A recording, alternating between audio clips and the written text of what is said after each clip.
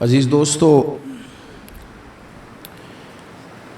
کچھ چیزیں ایسی ہوتی ہیں جن کی معاشرے کے اندر ضرورت ہمیشہ موجود رہتی ہے۔ اگر وہ چیزیں معاشرے سے نکال دی جائیں تو معاشرہ قائم تو رہتا ہے لیکن پھیکا سا ہو جاتا ہے۔ یوں محسوس ہوتا ہے کہ جس طرح کچھ چیزیں زمین کا، معاشرے کا نمک ہیں، اگر وہ موجود نہیں ہوں گی تو سارے مصالحہ جات اور ساری تیاری کے باوجود سوسائٹی میں چیزیں بدمزہ ہو جائیں گی۔ انہی چیزوں میں سے ایک چیز ادب ہے۔ ادب اگر معاشرے سے نکال دیا جائے تو چیزیں پھیکی ہو جائیں گی، اپنا اصل حسن چیزوں کا گدلا ہو جائے گا۔ باادب لوگ جو ہوتے ہیں وہ دوسروں کو عزت دے دیتے ہیں اور اپنے اخلاق کو بلند کر لیتے ہیں۔ جب آپ کسی کا احترام کر رہے ہوتے ہیں تو آپ اسی کو نہیں کچھ دے رہے ہوتے، آپ اپنی عظمت کا بھی اظہار کر رہے ہوتے ہیں۔ کسی کو عزت دیتے وقت آپ کے اخلاق کا بھی پتہ چل رہا ہوتا ہے۔ اخلاقی قدریں مضبوط ہوتی ہیں احترام کرنے سے۔ مذہب اسلام اتنا سونا ہے، اتنا پیارا ہے، یہ دین اتنا ٹھنڈا اور اتنا میٹھا ہے کہ دھرتی کے سارے حسن سمیٹ کر اگر ایک لفظ بنایا جائے تو وہ دین اسلام بنتا ہے۔ یہ دین اتنی خوبصورتیاں بانٹتا ہے، اگر دین اسلام کی مختلف تشریحات کرتے کرتے یہ کہہ دیا جائے نا کہ یہ دین ادب والا دین ہے، احترام والا دین ہے، توقیر والا دین ہے، ہر شخص کو مناسب عزت، یعنی نبی پاک علیہ السلام نے استاد کی عزت بیان کی، باپ کی عزت بیان کی، بوڑھے کی عزت بیان کی، امام کی عزت بیان کی، عالم کی عزت بیان کی۔ کچھ بھی نہیں تھا، بالکل ان پڑھ تھا، سادہ تھا، پر مزدوری کر رہا تھا، حلال کما رہا تھا، ہاتھوں پہ چھالے تھے، قربان جائیں۔ میرے محبوب نے فرمایا یہ جو حلال کما رہا ہے نا یہ بھی اللہ کا دوست ہے۔ اس کا بھی احترام بیان کر دیا، اس کا اکرام بھی بیان کر دیا۔ تو نے ہر شخص کی قسمت میں یہ عزت لکھی اور آخری خطبے کی صورت میں وصیت لکھی۔ نبی کریم صلی اللہ علیہ وسلم نے لوگوں کو احترام دیا، اللہ کے محبوب علیہ السلام۔ آپ دیکھیے حضور نے اس عورت کی بھی فضیلت بیان کی جس کے گھر کے اندر اولاد پیدا ہوتی ہے، اور اس کی بھی فضیلت بیان کی کہ جس گھر کے اندر اولاد پیدا ہوتی ہے پر جلدی چلی جاتی ہے، انتقال ہو جاتا ہے کسی بچے کا خدا نخواستہ، اس کی بھی فضیلت بیان کی کہ جس کا خاوند موجود ہے اور وہ خاوند کی خدمت کرتی ہے، اور اس بیوی کی بھی فضیلت بیان کی جس کا خاوند انتقال کر گیا پر وہ اپنے بچوں کی پرورش کرتی ہے۔ حضور فرماتے ہیں سب سے پہلے جنت میں مجھے وہ عورت نظر آئے گی۔ تو ہر شخص کے لیے حضور نے احترام بیان کیا، اکرام بیان کیا۔ ہم نے چونکہ بدگمانیاں پیدا کرنی شروع کر لی ہیں تو معاشرے کے اندر بسنے والے لوگوں کے بارے میں ہمارے دلوں میں مختلف وسوسے آ جاتے ہیں، مختلف وسوسے۔ کسی بھی شعبے کے کسی بھی آدمی کے بارے میں کوئی 2 4 5 باتیں اپنے ذہن میں اکٹھی کر کے یا کانوں میں کسی نے وہ بات ڈال دی تو ہم ذہن بنا لیتے ہیں کہ یہ گاڑیاں چلانے والے تو بندے ٹھیک ہی نہیں ہوتے، یہ جناب پولیس کے محکمے کے لوگ تو درست ہوتے ہی نہیں، فلانے محکمے کے لوگ تو ہوتے ہی خراب ہیں، ذہن بن جاتا ہے۔ پھر آہستہ آہستہ ادب انسان کے دل سے رخصت ہوتا ہے۔ ہمیں دین نے ادب سکھایا، احترام سکھایا۔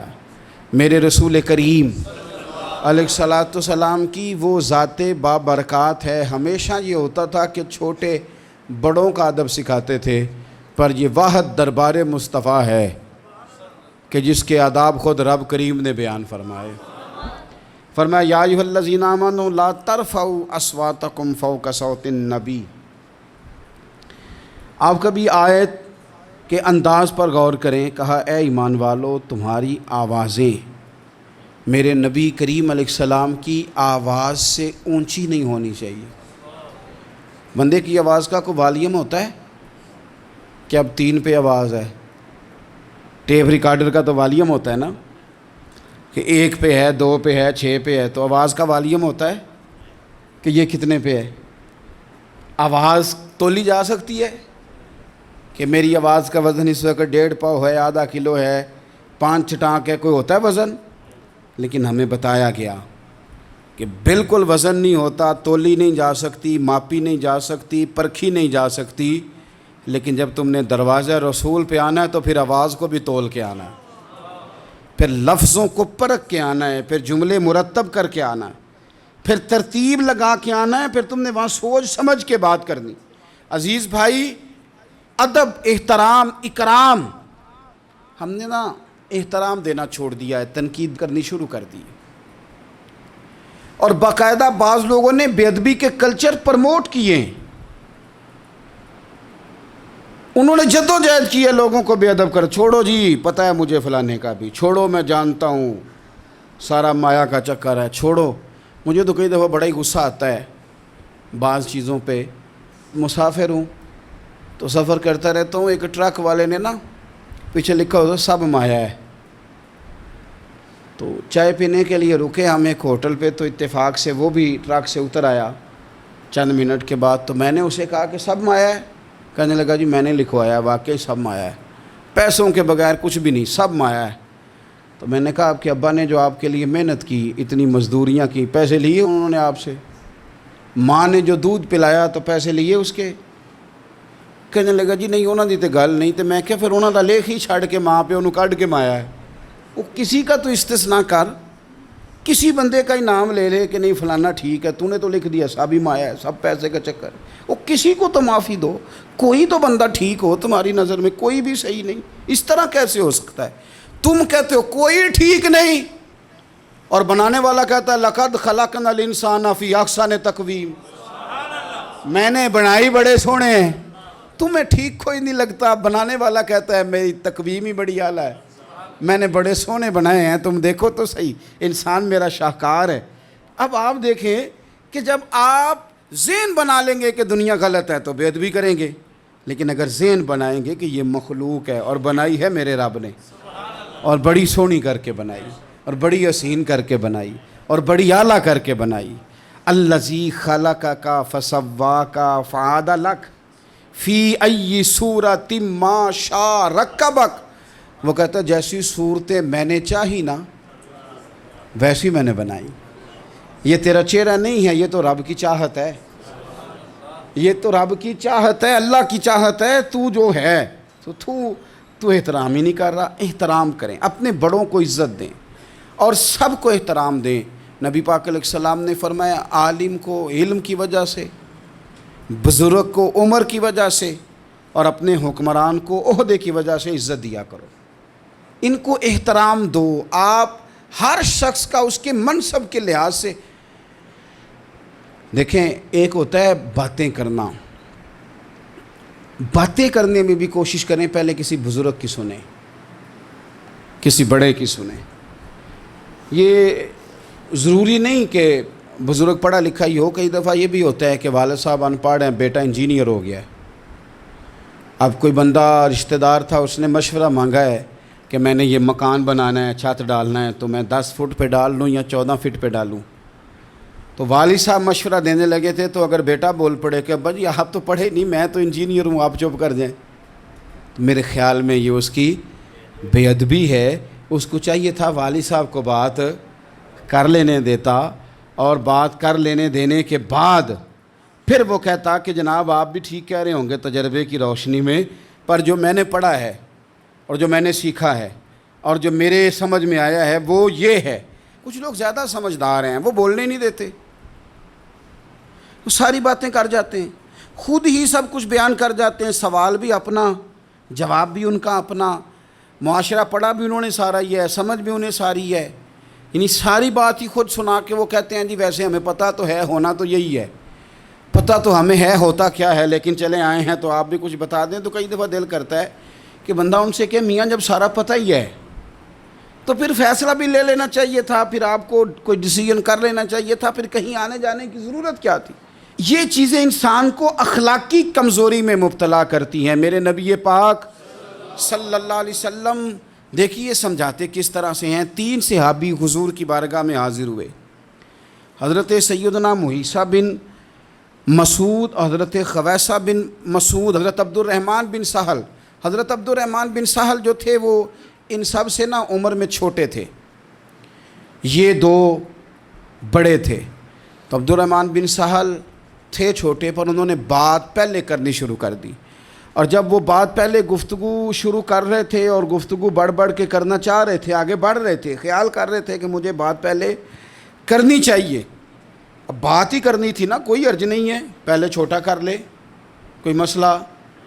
اگر آپ دوسرے نقطہ نظر سے دیکھیں گے تو کوئی حرج تو نہیں، ٹھیک ہے پہلے چھوٹا بات سنا لے۔ بہو نہیں بولنے دیتی کئی دفعہ، وہ کہتے ہیں پہلے میری سنو، داماد نہیں بولنے دیتا، اس کی مرضی ہے، بچے بیٹے نہیں بولنے دیتے، وہ کہتے ہیں ابا جی آپ تو تھے ہی نہیں، ہمیں زیادہ پتہ ہے، بول پڑتے ہیں، کیا کیا جائے۔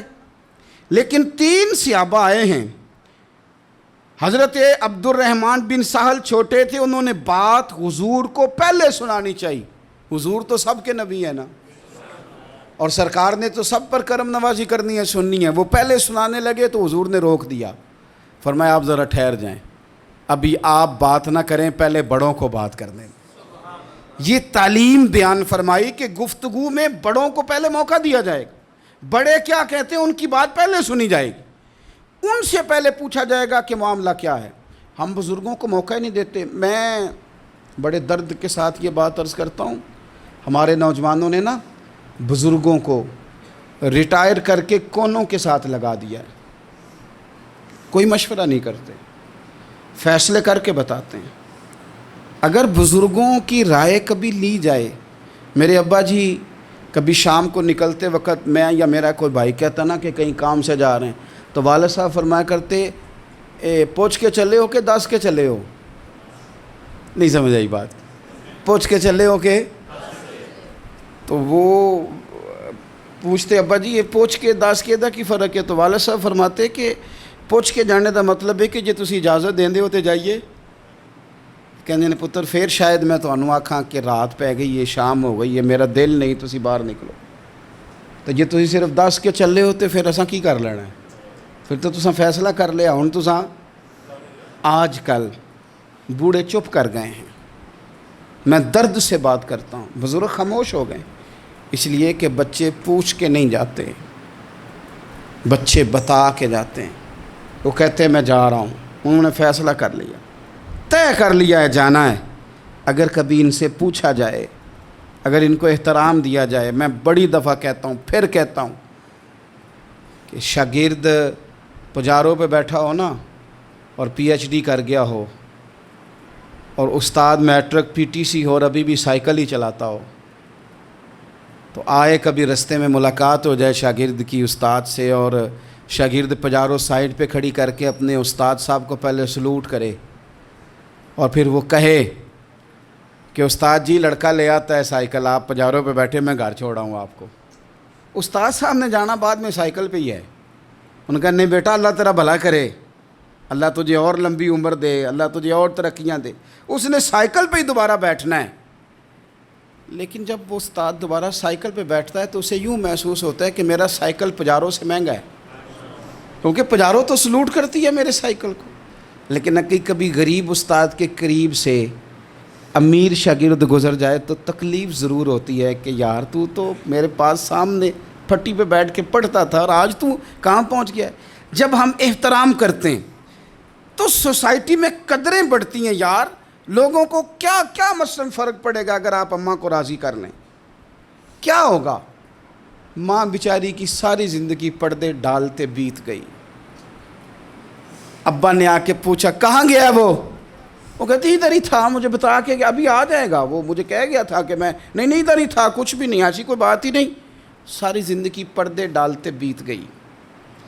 ابا کئی دفعہ گھر میں لڑائی کی، بیٹے کو مارا، اماں نے آگے بڑھ کے پتر کے حصے کی مار بھی کھائی، لیکن اسی بیٹے کی شادی کر دی تو اماں کو پتہ چلا کہ اوہو میں تو سمجھدار ہی نہیں تھی، میرا تو پتر مجھے کہہ رہا ہے اماں تو بھی تو کبھی سیانی ہو جایا کرنا۔ اگر وہ بولتی ہے تو تو ہی چپ کر جا، تو پھر اسے احساس ہوتا ہے کہ اوہو میں تو ساری زندگی بیوقوف رہی، میں تیرا دفاع کرتی رہی، تیرے حصے کے تھپڑ کھاتی رہی، اور مجھے آج تو نے بتایا کہ تو سیانی نہیں تھی، آج تو نے بتایا کہ تو عقل مندی نہیں تھی، اماں تجھے کیا پتا، میری بیوی کے سامنے تو ہی سیانی ہو جا۔ وہ ٹوٹ جاتی ہے، بکھر جاتی ہے، وہ کبھی پلٹ کے دیکھتی ہے تو اسے بڑے سارے زخم تازے ہو کے دکھائی دیتے ہیں، وہ یار میں ہی سیانی نہیں تھی۔ سنو نا، امام حسن رضی اللہ تعالیٰ عنہ فرماتے ہیں، امام حسن نے کوئی لمبا وقت نہیں اپنی والدہ کے ساتھ گزارا، چھوٹے تھے تو سیدہ فاطمہ الزہرا رضی اللہ تعالیٰ عنہ وصال کر گئیں، پر شیر خدا کے پتر کی بات دیکھیں، امام حسن کہتے ہیں لوگوں میں جب تھوڑا سا باشعور ہوا اور مجھے چیزیں تھوڑی سی دکھائی دینے لگی تو میں نے کبھی اپنی اماں کے ساتھ ایک پلیٹ میں کھانا نہیں کھایا تھا۔ حضور ساری دنیا کھاتی ہے تو آپ نے کیوں نہیں کھایا؟ تو فرماتے ڈر لگتا تھا کہ کہیں ایسا نہ ہو کہ جس لقمے کی طرف میری ماں اپنا ہاتھ بڑھائے کہیں میں نہ اٹھا لوں، بے ادبی نہ ہو جائے۔ ڈر لگتا تھا، میں نے یہاں تک بھی نا، کیونکہ ماں تو ماں ہوتی ہے، میں نے یہاں تک بھی ماں کا احترام کیا، روٹی کھانے میں بھی تقدیر نہیں کی۔ یہاں ماں وہ کہتی ہے پیر صاحب انہوں دسیا جے نا کہ میں تانوں آکھیا سی، انہیں گلاں چانوں آکھیا جے میرے نال بولے تھے صحیح کرے، انہوں دسیو نا میرے نال بگڑ جائے گا، انہوں آکھیا جے نا میں تانوں شکایت لائی، پر نہ انہوں گلاں سمجھایا جے کہ میرے نال اچھی نہ بولیا کرے، میں تکلیف، انہوں آکھیو نا۔ او یار کیا کائنات میں حضور سے بڑا بھی کوئی ہے؟ لیکن حضرت حلیمہ سعدی آئی ہیں تو کیا میرے نبی اٹھ کے کھڑے نہیں ہو گئے؟ حضور نے اکرام دیا تو اکرام دینے سے قد بڑا ہوتا ہے، چھوٹا تو نہیں ہوتا۔ خدا را اپنے بڑوں کا اکرام کرنا سیکھیں۔ انہوں نے کسی نے آپ کو جگہ دی ہوگی، کسی نے آپ کو نوکری دی ہوگی، لیکن ماں باپ نے تو زندگی دے دی اولاد کو، جوانیاں دے دی، سارا کچھ دے دیا، اور بچے ہیں کہ سمجھتے نہیں۔ احترام کے جذبے اپنی طبیعت میں لائیں، بے ادب نہ بنیں، سوء ادب نہ کبھی کریں، آپ نہ کبھی کوئی ایسا کام نہ کریں جس سے نہ تکلیف بڑھے، جس سے آزمائش بڑھے۔ آپ احترام والے رہیں گے تو خود بھی سجے سنورے نکھرے رہیں گے۔ اپنے بزرگوں کو پہل کریں بزرگوں کی طرف، یعنی آپ گھر کے اندر چھپا کے سیب اپنے کمرے میں نہ لے کے جائیں، چھپا کے چیزیں نہ رکھیں، بلکہ پہل کریں بوڑھے ابا سے، پہل کریں اپنی والدہ سے، وہاں سے آغاز کریں، آپ دیکھیں برکتیں کتنی ہوتی ہیں۔ میں کچھ باتیں مجھے لطف دیتی ہیں، میرے کچھ سنگی ہیں، 3 بھائی ہیں اکٹھے مجھ سے بیعت ہیں، میرے ساتھ بڑا پیار کا رشتہ ہے، تو کبھی کبھی نا خدمت کرنے کا دل کرتا ہے ان میں سے کسی کا کہ چلیں حضرت صاحب آئے ہیں تو ہم کچھ نذرانہ پیش کریں، تو اپنے بڑے بھائی کو وہ تھماتے ہیں کہ جناب آپ یہ کام کریں۔ اللہ تعالیٰ کا شکر ہے میری جیب کم ہی خالی رہتی ہے، اس کا فضل رہتا ہے، لیکن وہ پیسے لینے سے زیادہ یا تحفہ لینے سے زیادہ یا پھول پکڑنے سے زیادہ اس بات کی مجھے خوشی ہوتی ہے کہ کتنے نرالے ہیں، بڑے کو آگے لگاتے ہیں تو برکت تو حاصل کرتے ہیں نا، اس لیے کہ برکتیں ہمیشہ بڑوں سے ہوتی ہیں، بڑوں سے ہمیشہ برکتیں۔ یہ پھول کا تحفہ بڑے بھائی کو دے کے جب آگے کیا جاتا ہے تو میرے دل کو اچھا لگتا ہے، مجھے قرار آتا ہے کہ یار یہ لہجہ ٹھیک ہے، یہ انداز یہ ٹھیک ہے۔ اپنے بڑوں کو آگے رکھیں، بڑوں کو کلام کرنے کا موقع پہلے دیں، گھر میں کوئی چیز لائیں تو تقدیم کریں۔ ہمارے ہاں نا اب جو استادی شاگردی آئی ہے نا یہ بڑی خطرناک ہے۔ ہمارے ایک قاری صاحب تھے، ایک مدرسے میں پڑھاتے تھے، بڑا مارا کرتے تھے، اور میں انہیں مذاق بھی کرتا تھا، کبھی کبھی عذرائے محبت مزاح کرتا تھا۔ میں ان سے کہتا تھا قاری صاحب آپ شاید مار کھا کے پڑھیں اس لیے بچوں سے بدلہ لیتے ہیں۔ تو کچھ دن پہلے، کچھ عرصہ پہلے ملاقات ہوئی تو میں ان کے ادارے کے قریب سے گزر رہا تھا، تو میں نے ان کا نا وہ ڈیسک وغیرہ چیک کیا تو ان کے پاس نا سوٹی علیحدہ ہوتی تھی، پائپ 2 قسم کے علیحدہ ہوتے تھے، پانی والا علیحدہ اور گیس والا علیحدہ، بڑا مارتے تھے بچوں کو۔ مجھے بھی اختلاف تھا اس بات سے، میں ان کو گزارش بھی کرتا تھا، تو میں گیا تو وہ جس طرح، خیر استاد کمال کے تھے، انہوں نے بڑے کامیاب حافظ تیار کیے، اور ویسے بھی بندہ بڑا بااصول، بڑے اچھے، بڑے نفیس۔ میں نے ان سے کہا کہ وہ خیر ہے، مطلب چھوٹیاں کدھر گئیں آپ کی؟ کہنے لگے حضرت صاحب نہ شاگرد رہے، نہ استاد رہے، نہ وہ ماں باپ رہے۔ کہنے لگے پتہ نہیں 2-4 سالوں میں کیا ہوا ہے؟ تو میں نے کہا آپ کو تو کوئی منع کاری نہیں، میں نے کئی دفعہ سمجھایا تھا، آپ باز نہیں آتے۔ کہتے تھے اب آ گیا ہوں، اس لیے کہ ایک کو چھڑی مار رہے ہوتے ہیں تو دوسرا ساتھ ویڈیو بنا رہا ہوتا ہے۔ پہلے طالب علم اس طرح کی توہین کا رویہ استادوں کے ساتھ نہیں کرتے تھے، وہ کہتے تھے جیسے بھی ہے فیض استاد سے لینا ہے۔ اب آپ ذرا گھور کے دیکھیں تو کہتے ہیں لاؤ کتابیں، جا رہا ہوں بڑے مدرسے، بڑے کالج، بڑے اسکول۔ میں نے اپنی زندگی میں دیکھا کہ ہمارے بڑے کہتے تھے، کبھی گھر آ کے بتاتے نا استاد جی نے مارا ہے، تو کہتے تھے کسی غلطی سے مارا ہوگا، اور اس طرح کے سخت لفظ بولتے تھے کہ ہمیں لگتا تھا کہ ہمارے بزرگ ہمارے ساتھ زیادتی کر رہے ہیں۔ وہ کہتے تھے کہ مینوں ہڈیاں چاہیے نے پڑھیا ہوئے، یہ لفظ کہتے تھے میرے ابا جی میری اماں جی، ہڈیاں دیا جے سانوں پر دیا جے پڑھیا۔ اب کیا ماحول ہے، ڈر آتا ہے، بچے گھورتے ہیں۔ ان کی اماں آ کے کہتی ہے تو 8,000 کا مولوی ہے، میرا 1.25 کروڑ کا بچہ ہے، تیری طاقت کیسی ہوئی چودھری کے بچے کو ہاتھ لگانے کی؟ اتنی تیری جرت کہ نے میرے بیٹے کو ہاتھ لگایا ہے؟ کروں گی نا کل بندے اکٹھے تیری کراؤں گی چھوٹی مسجد سے، تو اتنی تیری طاقت کہ تو میرے بچے کو مارے۔ ہم نے نا پرموٹ کی چیزیں، پرموٹ۔ حضرت خواجہ حسن بصری رحمۃ اللہ علیہ فرمایا کرتے تھے ادب نہ ہو تو علم آ ہی نہیں سکتا، اس لیے کہ کتابیں رہنمائی کرتی ہیں، کتابوں کی ترجمانی تو استاد نے کرنی ہے۔ تو اگر آپ وہ احترام ہی نہیں ہے، وہ طبیعت ہی نہیں ہے، وہ ذوق ہی نہیں ہے، سیکھنے کا وہ خاص جذبہ ہی نہیں ہے۔ ہمارے صاحب رحمۃ اللہ علیہ فرمایا کرتے تھے بہت سارے لوگ بڑے بڑے درویشوں کے پاس جا کے خالی آتے ہیں۔ حضور کیوں؟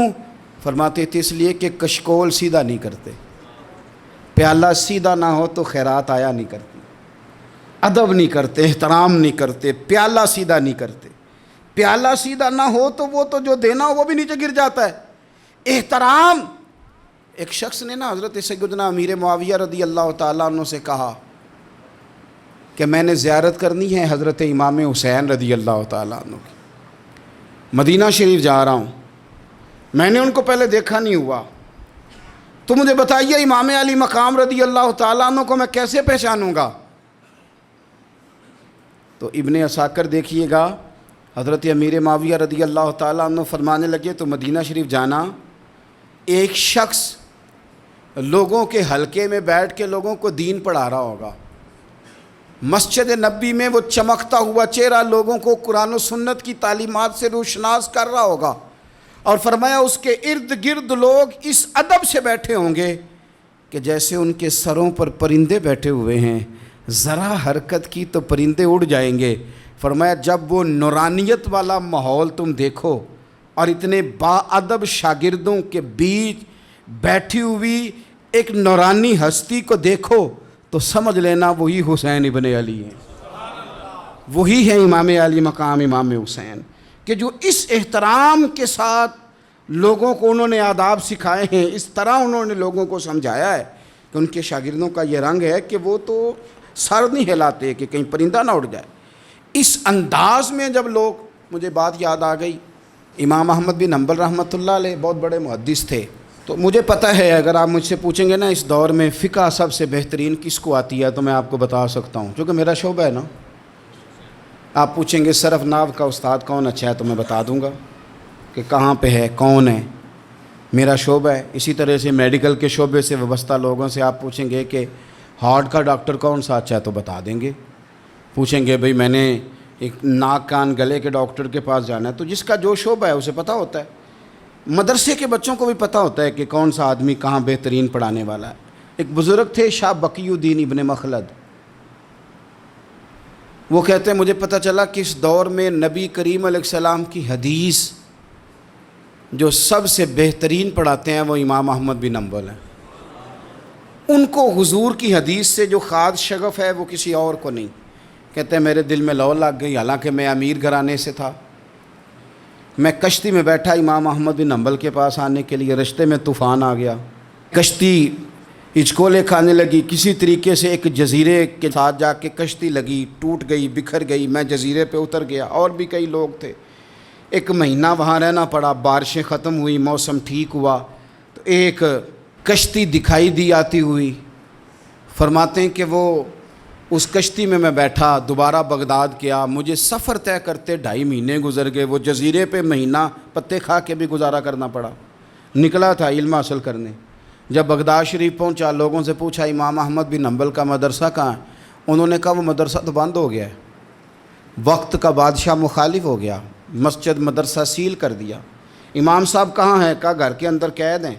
ان کے گھر کو سب جیل بنا دیا، چاروں جانب پولیس کھڑی ہے، اور ویسے بھی بغداد میں کرفیو ہے، ہر چوک چوراہے میں پولیس والے کھڑے ہیں۔ شاہ بقی الدین کہتے ہیں اتنا کچھ سننے کے باوجود بھی میرا جذبہ ٹھنڈا نہیں ہوا۔ وہ مہینے میں سفر کی صحبتیں، گو سنا تھا کہ آستانہ یار دور ہے، پر ہم نے بھی ٹھان لی تھی کہ جانا، گو سنا تھا کہ آستانہ یار دور ہے، پر ہم نے یہ ٹھان لی تھی کہ جانا ضرور ہے۔ کہتے ہیں پہنچ گئے، اب پتہ چلا کہ کرفیو ہے، سڑکوں پہ پولیس کھڑی ہے، گلیوں میں چوکوں چوراہوں میں پہرے ہیں، امام صاحب تک تو جا کوئی نہیں سکتا۔ کہتے ہیں میں نے ایک شخص کی منت کی، میں نے کہا کسی طریقے گاڑی بتا، کہنے لگا میں اشارہ بھی نہیں کر سکتا، سخت حالات ہیں، وہ کوئی طریقہ۔ میں نے جب زیادہ تڑپ کے کہا تو وہ شخص کہنے لگا میں ان کے گھر کے قریب تجھے لے جاؤں گا اور گزرتے وقت صرف آنکھ کا اشارہ کروں گا۔ کہتے ہیں میں نے کہا یہ بھی ٹھیک ہے۔ ان کے گھر کے تیری تلاش میں پھرے نا ہم جنگل پہاڑ اور دشت میں، ان کے دروازے کے قریب اس نے اشارہ کیا۔ شاہ بقی الدین کہتے ہیں کہ میں گھر دے کے آ گیا واپس، اب میں سوچنے لگا کہ کیسے امام صاحب تک پہنچنا ہے، بڑی تجویزیں سوچیں، بڑی تجویزیں، کام والا بن جاؤں، پھیری لگانے لگ جاؤں، پھر سوچا کہ اگر میں کچھ بیچوں گا ریڑھی پہ رکھ کے تو کوئی خریدنے نکلے گا، کوئی نہیں نکلے گا، کس طرح کروں، کیا کروں، بڑی سوچیں، بالآخر میں نے طے کیا، اللہ اکبر، میں نے نہ کپڑے پھاڑ لیے، امامہ اتار دیا۔ فرماتے ہیں کہ ایک پیالہ مٹی کا خرید کے گلے میں رسی سے باندھ لیا، اور امام احمد بن حنبل کی 3 گلیوں پیچھے میں نے دروازہ دروازہ صدا لگانی شروع کی، فقیر ہوں، اللہ کے نام پہ لینے آیا ہوں۔ کہتے ہیں ایک ایک دینار مانگتے مانگتے مانگتے مانگتے آزم یار مناؤن دی خاطر اساں کی پیز وٹائے۔ کہتے ہیں مانگتے مانگتے نا میں امام احمد بن حنبل کے دروازے تک آیا، امیر گھر کا بچہ تھا، بڑے پیسے جیب میں ہوتے تھے، امام کے دروازے پہ صدا لگائی کوئی ہے اللہ کے نام پہ دینے والا؟ کہتے ہیں وہ نور بھرا دروازہ کھلا، ایک گورے مکھڑے والا، سفید داڑھی والا، سونے امامے والا، چمکدار آنکھیں، نورانی شباہت۔ کہتے امام احمد بن حنبل باہر آئے اور جیسے ہی 1 دینار میرے پیالے میں ڈالنے لگے تو میں نے ہاتھ چوم کے کہا سونیا تیرے قربان جاؤں، میں دینار لینے نہیں آیا، محمد عربی کی حدیثیں سننے آیا ہوں۔ کہتے امام کی بھی آنکھیں کھل گئیں، کہنے لگے اس حال میں اعظم یار مناؤن دی خاطر اساں کی پیس بٹائے۔ کہا حضور کیا کرتا، یہی ایک طریقہ رہ گیا تھا، میں تو کہاں سے چلا ہوں، کہاں پہنچا ہوں، کیا کروں؟ امام صاحب فرمانے لگے پھر میں بھی بڑے دنوں سے پریشان تھا، کوئی سیکھنے والا نہیں مل رہا تھا، تو مل گیا۔ کہنے لگا حضور میں روز آ جاؤں فقیر بن کے، آپ جتنا چاہیں 2 4 5 منٹ میں مجھے حدیثیں سنا دیں، میں اگلے دن یاد کر آیا کروں۔ کہتے 2 سال لگ گئے، شاگرد کہاں ملیں گے ایسے، کہاں مرید ملیں گے، گزر گیا دور۔ کہتے ہیں کہ میں نا ہر روز فقیر بن کے جاتا، 3 گلیاں پیچھے مانگنا شروع کرتا، کوئی شک نہ کرے، 2 سال دروازے پہ جاتا، آگے پیالہ کرتا، امام 1 دینار ڈالتے اور مصطفیٰ کی حدیثیں سناتے۔ کہتے ہیں حالات بدل گئے، 2 سال کے بعد حکومت بدل گئی، امام کا مدرسہ بحال ہو گیا، رش ہو گیا، بادشاہ بڑا عقیدت مند تھا، جو نیا آیا اس نے بڑا کر کے ادارہ بنا کے دیا، جس دن میں گیا تو رش لگا ہوا تھا۔ کہتے ہیں حالات بدلے تو ہم نے بھی کپڑے بدلے، ہم نے بھی دوبارہ سے دستار باندھی، اور کہتے ہیں بڑے لوگ بیٹھے ہوئے تھے، میں جب داخل ہوا نا تو امام اٹھ کے کھڑے ہوئے، آپ فرمانے لگے پتر ادھر آ، تو آگے آ کے بیٹھ، لوگ دین سیکھنے آتے ہیں، تو فقیر بن کے مانگنے آیا تھا، اور میں بھی باقیوں کو پڑھایا کرتا تھا، تجھے میں دیا کرتا تھا، اور اب باقی پڑھا کریں گے، تجھے دیا جائے گا، اور آج تجھے سینے سے نکال کے دیا کروں گا۔ زمانے بدل گئے، حالات بدل گئے، وہ شخص چلا گیا، کون حکمران تھا کون نہیں تھا، لیکن استاد شاگرد کے ادب کی داستان قیامت تک باقی رہے گی۔ یہ قیامت، جب طبیعتوں میں احترام ہوتا ہے، جب ادب ہوتا ہے۔ آپ کو پتہ ہے نبی پاک صلی اللہ علیہ وسلم کو یہ ادب کتنا پیارا ہے۔ نبی پاک علیہ السلام اس احترام کے جذبے کو کتنا پسند کرتے ہیں۔ اللہ کے پیارے رسول صلی اللہ تعالیٰ علیہ وسلم اس جذبہ احترام سے کتنے راضی ہوتے ہیں۔ حضور کس قدر زیادہ چاہتے ہیں کہ میری امت ادب والی بنے۔ نبی پاک علیہ السلام ادب والے لوگوں کے بارے میں اتنے راضی ہیں، اتنے راضی ہیں، اتنے خوش ہیں، حضور اتنا نوازتے ہیں۔ میں نے یہ حدیث پڑھی تو یوں لگا کہ جیسے روح وجد کرنے لگی ہے۔ بہقی میں امام بہقی نے لکھی ہے، اللہ کے پیارے رسول علیہ السلام فرماتے ہیں جو چھوٹے پر شفقت کرے اور بڑے کا احترام کرے، اللہ اسے جنت میں میری سنگت عطا فرمائے گا۔ یہ میرے قرب کا ذریعہ ہے، یہ چیز میرا قرب ملے گا۔ شرط یہ ہے کہ ادب والے بن کے آؤ، احترام والے بن کے آؤ، کبھی بھی سوء ادب نہ کریں، کبھی کسی مقام پر بھی بے ادبی نہ کریں، آپ اپنا ذائقہ کبھی تبدیل نہ کریں۔ امام احمد بن حنبل ایک جگہ وضو کر رہے تھے، ایک شخص کہتا ہے میں نے ساری زندگی گناہوں میں گزار دی تھی، تو امام صاحب نا وضو کر رہے تھے جھیل پر بیٹھ کے، تو جھیل اس طرح ہوتی ہے، پہاڑ ہیں، اوپر کو پانی نیچے آ رہا ہے، تو کہتے ہیں امام صاحب نیچے بیٹھ کے وضو کر رہے تھے، تو میں اوپر بیٹھ کے نا وضو کر رہا تھا یا پانی پی رہا تھا، تو میں نے دیکھا کتنے بڑے امام نیچے ہیں۔ کہتا ہے میں نا میرے دل میں خیال ہے یار میں ساری زندگی غلط کاموں میں گزاری ہے، پر جو بھی ہے یہ رسول اللہ کے دین کے عالم ہے۔ کہتے ہیں وہ حضور کے دین کی عزت کرنے کے لیے میں اوپر سے اٹھا آ کے نا، تو میں تھوڑا پیچھے جا کے نیچے بیٹھ گیا، جو میری حاجت تھی، پانی پینا تھا یا منہ دھونا تھا، میں وہ کرنے لگا۔ کہتے ہیں امام صاحب نے پھر یوں نظر میری طرف دیکھی، پتہ نہیں انہوں نے کیا دعا دی کہ رب نے مجھے توبہ کی توفیق عطا فرما دی۔ میں اللہ کے فضل سے اللہ نے میرا دل موڑ دیا، اور میں رب کریم کی بارگاہ کی جانب میری توجہ ہو گئی، خدا نے مجھے اس ادب کی برکت سے اپنی بارگاہ کی طرف اللہ تبارک و تعالیٰ نے مجھے موڑ لیا۔ بے ادبی تو بندے کو کفر تک لے جاتی ہے، بے ادبی تو کفر تک لے جاتی ہے۔ اگر بندہ بے ادب ہوتا ہوتا اللہ رسول کی بے ادبی تک پہنچ جائے تو دور نکل گیا، لیکن یہاں باقاعدہ بے ادبی کو پروموٹ کیا جا رہا ہے۔ کبھی بھی بے ادب نہ بنیں، ادب والے رہیں، ادب والے بن کے جئیں، ادب والے بن کے دنیا سے جائیں۔ وہ درویش نے کہا تھا کہ بے ادباں مقصود نہ حاصل، نہ درگاہ ٹوئی، بانج ادب دے محمد بخشا، توڑ نہیں چڑھیا کوئی۔ آخر دعوایا ان الحمدللہ رب العالمین۔